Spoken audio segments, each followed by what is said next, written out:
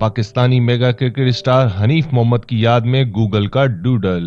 दुनिया के सबसे बड़े सर्च इंजन गूगल ने पाकिस्तान के mega cricket star Hanif Mohammad की 84वीं यौम पैदाइश पर उन्हें खिराज तहसीन पेश करते हुए यादगारी डूडल जारी किया है। गूगल की तरफ से पाकिस्तानी शख्सियत की खिदमत के एतराफ में इससे कबल भी डूडल जारी हो चुके हैं। इन शख्सियत में मलाला यूसुफजई, नाजिया हसन, अब्दुल सत्तार एधी, फातिमा सुरैया बजिया और नुसरत फतेह अली खान वगैरह शामिल हैं। इनमें ताजा तरीन नाम क्रिकेट की दुनिया में लिटिल मास्टर के नाम से मशहूर हनीफ मोहम्मद का है, जिनका डूडल गूगल ने जुमेरात और जुम्मे की दरमियानी शब रात 12 बजे जारी किया। हनीफ मोहम्मद 21 दिसंबर 1934 को पैदा हुए थे।